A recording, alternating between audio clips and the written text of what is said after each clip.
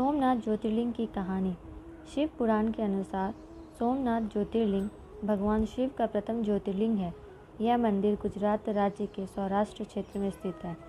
ऐसी मान्यता है कि इस शिवलिंग की स्थापना स्वयं चंद्रदेव ने की थी। पुराणों में सोमनाथ ज्योतिर्लिंग की स्थापना से संबंधित कथा इस प्रकार है। जब प्रजापति दक्ष ने अपनी सभी 27 पुत्रियों का विवाह चंद्रमा के साथ कर दिया तो वे बहुत प्रसन्न हुए। पत्नी के रूप में दक्ष कन्याओं को प्राप्त कर चंद्रमा बहुत शोभित हुए और दक्ष कन्याएं भी अपने स्वामी के रूप में चंद्रमा को प्राप्त कर शोभ्यमान हो उठी। चंद्रमा की उन 27 पत्नियों में रोहिणी सबसे ज़्यादा प्रिय थी, जिसको वे विशेष आदर तथा प्रेम करते थे। उनका इतना प्रेम अन्य पत्नियों से नहीं था। चंद्रमा की अपनी तरफ उदासीनता और उपेक्षा का देखकर रोहिणी के अलावा बाकी दक्ष पुत्रियां बहुत दुखी हुई। वे सभी अपने पिता दक्ष की शरण में गई और उनसे अपने कष्टों का वर्णन किया। अपनी पुत्रों की व्यथा और चंद्रमा के दुर्व्यवहार को सुनकर दक्ष भी बड़े दुखी हुए। उन्होंने चंद्रमा से भेंट की और शांतिपूर्वक कहा, कलानिधे, तुमने निर्मल व पवित्र कुल में जन्म लिया है, फिर भी तुम अपनी पत्नियों के साथ भेदभावपूर्ण व्यवहार करते हो। तुम्हारे आश्रम में रहने वाली जितनी भी स्त्रियां हैं, उनके प्रति तुम्हारे मन में प्रेम कम और अधिक ऐसा सौतेला व्यवहार क्यों है? तुम किसी को अधिक प्यार करते हो और किसी को कम प्यार देते हो। ऐसा क्यों करते हो? अब तक जो व्यवहार किया है वह ठीक नहीं है, फिर अब आगे ऐसा दुर्व्यवहार तुम्हें नहीं करना चाहिए। जो व्यक्ति आत्मजनों के साथ विषमतापूर्ण व्यवहार करता है, उसे नरक में जाना पड़ता है। इस प्रकार प्रजापति दक्ष ने अपने दामाद चंद्रमा को प्रेम पूर्वक समझाया और ऐसा सोच लिया कि चंद्रमा में सुधार हो जाएगा। उसके बाद प्रजापति दक्ष वापस चले गए। इतना समझाने पर भी चंद्रमा ने अपने ससुर प्रजापति दक्ष की बात नहीं मानी। रोहिणी के प्रति अतिशय आसक्ति के कारण उन्होंने अपने कर्तव्य की अवहेलना की तथा अपनी अन्य पत्नियों का कुछ भी ख्याल नहीं रखा और उन्हीं सभी से उदासीन रहे। दोबारा समाचार प्राप्त कर प्रजापति दक्ष बड़े दुखी हुए। वे पुनः चंद्रमा के पास आकर उन्हें उत्तम निधि के द्वारा समझने लगे। दक्ष ने चंद्रमा से न्यायोचित बर्ताव करने की प्रार्थना की। बार बार आग्रह करने पर भी चंद्रमा ने अवहेलनापूर्वक जब दक्ष की बात नहीं मानी, तब उन्होंने श्राप दी।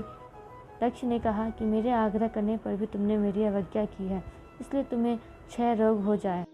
दक्ष द्वारा श्राप देने के साथ ही क्षण भर में चंद्रमा क्षय रोग से ग्रसित हो गए। उनके क्षीण होते ही सर्वत्र हाहाकार मच गया।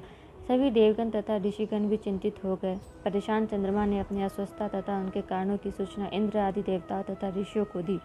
उसके बाद उन्हीं सहायता के लिए इंद्र आदि देवता तथा वशिष्ठ आदि ऋषिगण ब्रह्मा जी की शरण में गए। ब्रह्मा जी ने उनसे कहा कि जो घटना हो गई है उसे तो भुगतना ही है, क्योंकि दक्ष के निश्चय को पलटा नहीं जा सकता।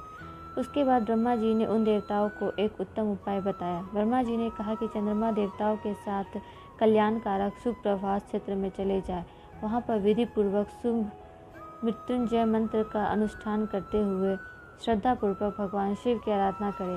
अपने सामने शिवलिंग की स्थापना करके प्रतिदिन कठिन तपस्या करें। इनकी आराधना और तपस्या से जब भगवान भोलेनाथ प्रसन्न हो जाएंगे तो वे इन्हें क्षय रोग से मुक्त कर देंगे। पितामह ब्रह्मा जी की आज्ञा को स्वीकार कर देवताओं और ऋषियों के संरक्षण में चंद्रमा देव मंडल सहित प्रभास क्षेत्र में पहुँच गए। वहाँ चंद्रदेव ने मृत्युंजय भगवान की अर्चना, वंदना और अनुष्ठान प्रारंभ किया। वे मृत्युंजय मंत्र का जप तथा भगवान शिव की उपासना में तल्लीन हो गए। ब्रह्मा जी की आज्ञा के अनुसार चंद्रमा ने 6 महीने तक निरंतर तपस्या की और ऋषभ ध्वज का पूजन किया। 10 करोड़ मृत्युंजय मंत्र का जप तथा ध्यान करते हुए चंद्रमा स्थिर चित्त से वहाँ निरंतर खड़े रहे। उनकी उत्कट तपस्या से भक्त वत्सल भगवान शंकर प्रसन्न हो गए। उन्होंने चंद्रमा से कहा, चंद्रदेव, तुम्हारा कल्याण हो। तुम जिसके लिए यह कठोर तप कर रहे हो, उस अपनी अभिलाषा को बताओ। मैं तुम्हारी इच्छा के अनुसार उन्हें उत्तम वर प्रदान करूंगा। चंद्रमा ने प्रार्थना करते हुए विनयपूर्वक कहा, देवेश्वर, आप मेरे सब अपराधों को क्षमा करें और मेरे शरीर के इस क्षय रोग को दूर करें। भगवान शिव ने कहा, चंद्रदेव, तुम्हारी कला प्रतिदिन एक पक्ष में क्षीण हुआ करेगी, जबकि दूसरे पक्ष में प्रतिदिन वह निरंतर बढ़ती रहेगी। इस प्रकार तुम स्वस्थ और लोक सम्मान के योग्य हो जाओगे। भगवान शिव का कृपा प्रसाद प्राप्त कर चंद्रदेव बहुत प्रसन्न हुए। उन्होंने भक्ति भावपूर्वक शंकर की स्तुति की। ऐसी स्थिति में निराकार शिव उनकी दृढ़ भक्ति को देखकर साकार लिंग रूप में प्रकट हुए और संसार में सोमनाथ ज्योतिर्लिंग के नाम से प्रसिद्ध हुए।